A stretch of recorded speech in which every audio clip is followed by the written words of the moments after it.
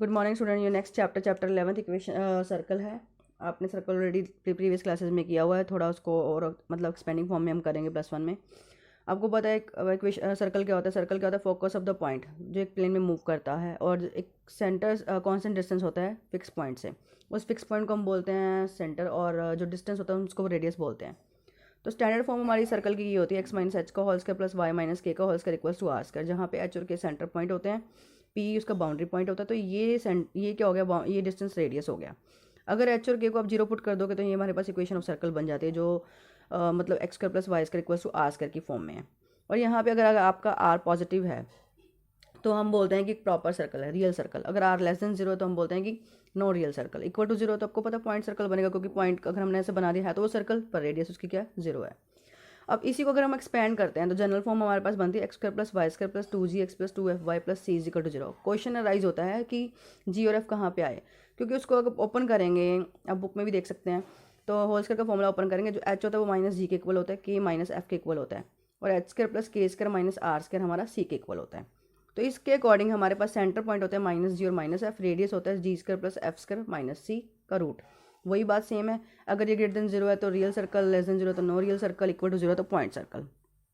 उसके बाद क्वेश्चन है आपका, इक्वेशन ऑफ द सर्कल निकालना है। सेंटर पॉइंट आपको गिवन है -3 एंड 2, रेडियस गिवन आपको 4। तो सेंटर पॉइंट गिवन है, रेडियस गिवन है, इक्वेशन आपको पता ही अभी बताई है मैंने, तो आप एच और के की जगह पे पॉइंट पुट कर दीजिए। ये प्लस तो होगा क्योंकि यहाँ पे माइनस है, ये वाई -2, तो एक्स प्लस 3 का होल स्क्वायर वाई -2 का whole square equal to 4 square, expand करके आपके पास ये आ जाएगा इक्वेशन ऑफ सर्कल।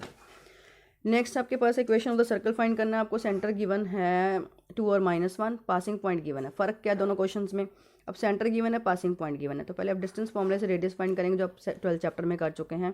आर आ जाएगा आपका √3 - 2 का होल स्क्वायर प्लस 6 + 1 का whole square, that is 5√2। Equation तो यही यूज़ होगी। ये आपको मालूम होगा कौन सा फॉर्मूला यूज़ होगा। डिस्टेंस फॉर्मूला है x2 - x1 का whole square plus y2 - y1 का होल स्क्वायर इट्स रूट।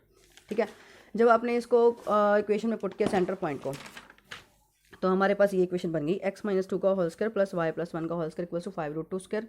यहाँ तक नहीं छोड़ के आना, इसको आगे भी सॉल्व करना है। उसके बाद नेक्स्ट क्वेश्चन आपको है, इक्वेशन ऑफ सर्कल निकालना है। सेंटर आपको एच के गिवन है और वो टच कर रहा है एक्स एक्सिस को। पहले मैंने सिंपल सर्कल बना दिया।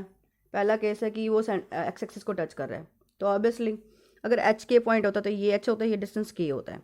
तो आप ये देखेंगे अगर ये टच करे तो ये डिस्टेंस क्या हो गया? रेडियस। और ये लेंथ कितनी है? एच, तो ये लेंथ कितनी है? के। तो आपके पास रेडियस भी क्या होगी? के। तो सर्कल की इक्वेशन होगी x - h का होल स्क्वायर y - k का होल स्क्वायर इक्वल्स टू के स्क्वायर। अगर अब वो y एक्सिस को टच कर रहा है, ठीक है, दूसरा केस y एक्सिस को है, तो आपके पास रेडियस क्या बन जाएगी? ये वाला डिस्टेंस। ये कौन था? h था। तो आपके पास इक्वेशन ऑफ सर्कल बन जाएगी x - h का whole square plus y - k का whole square equals to h square. ये रहा, ठीक है। और अगर बोथ एक्सिस को टच कर रहा है वो, ये तो था कि y एक्सिस को टच कर रहा है, बोथ एक्सिस को टच कर रहा है, तो आपको क्लियर है इस तरह का सर्कल बनेगा। ये डिस्टेंस और ये डिस्टेंस इक्वल हो जाएंगे, मतलब रेडियस किसके इक्वल हो जाएगी? h और k के इक्वल हो जाएगी।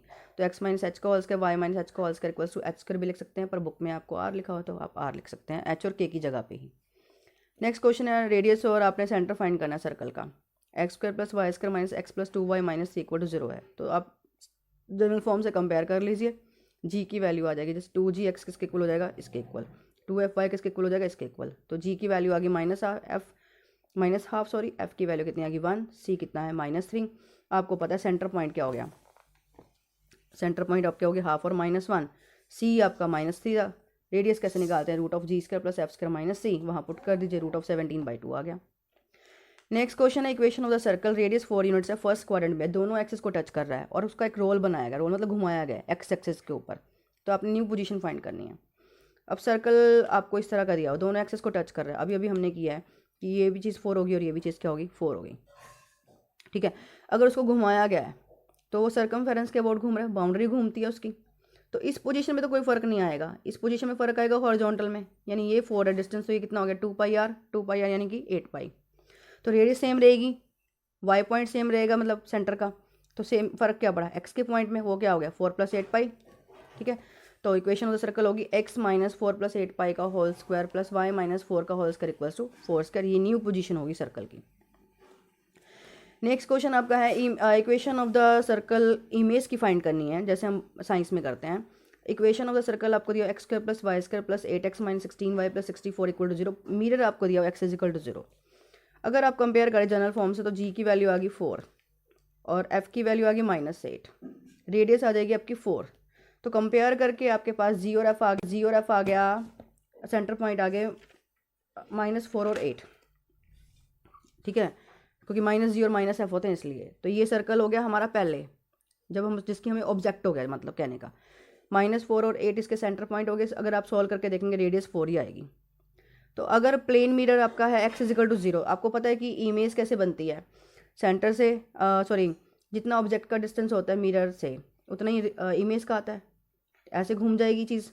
तो ये डिस्टेंस आपका क्या है 8, ये डिस्टेंस क्या है 4।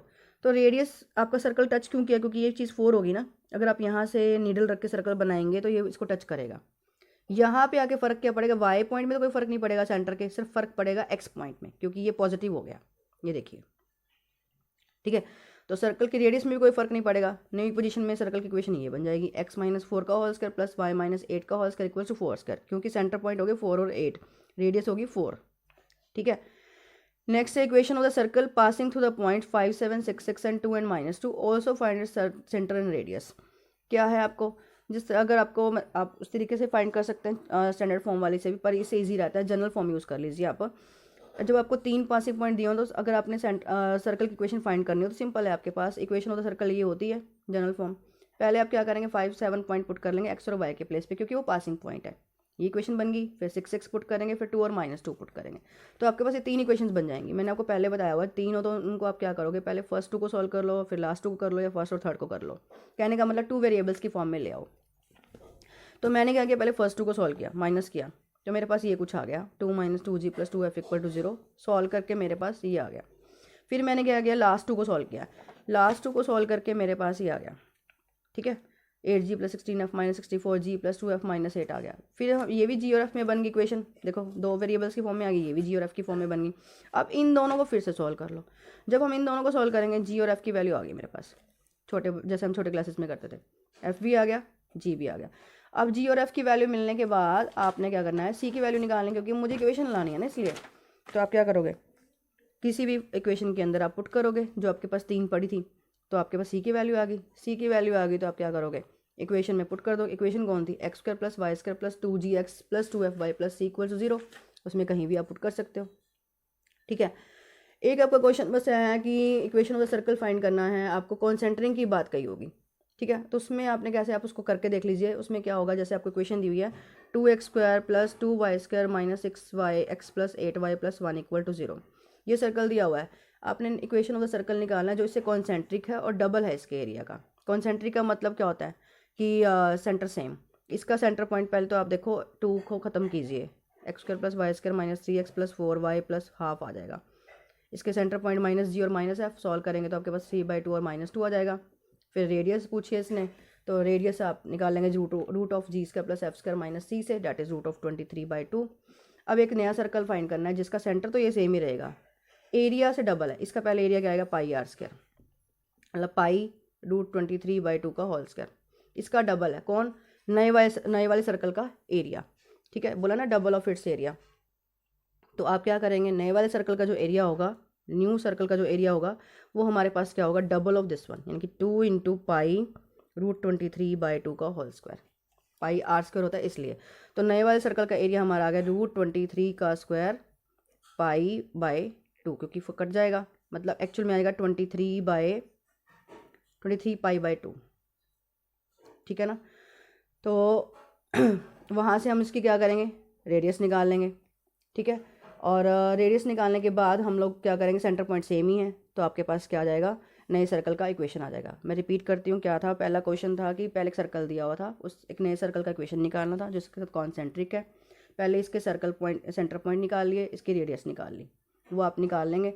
उसके बाद सेंटर तो सेम ही रहेगा नए वाले सर्कल का, ठीक है। नए वाले सर्कल का एरिया क्या है, इस वाले का डबल है। इसका एरिया कितना है, √20 πr²।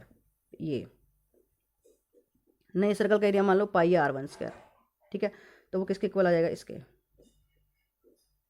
इसका डबल, ठीक है। तो हमारे पास उसकी रेडियस आ जाएगी r1², पाई से पाई कैंसिल, 2 × 23/4, तो ये मेरे पास आ गया r1² इक्वल्स टू 23/2। ठीक है, यहाँ पे जैसे मैंने आपको रफली करके दिखाया था ना, ये तो मैंने आपको कंपेयर करके r नहीं निकाला था, मैंने कहा था आप निकाल लेना, एरिया निकाल के दिखाया था आपको बस मैंने, वो आया था 23/2, डबल था ना इसलिए। तो जब आप पाई r1² से कंपेयर करोगे बात तो वही बन जाएगी आपकी, पाई से पाई कट जाएगा। ठीक है, बात वही है। अब नया सर्कल का आप निकाल सकते हैं, r पता लग गया, r1² मतलब उसकी नई रेडियस मान ली मैंने, r पता लग गया, सेंटर सेम ही है, तो आप इक्वेशन ऑफ द सर्कल निकाल सकते हैं। ठीक है, तो इस तरह से आप क्या करेंगे, 11th कर लेंगे। कोई डाउट हो तो मुझसे पूछेंगे। अब अगले में आपसे डिस्कस करूँगी मैं 11th B और C। Thank you all.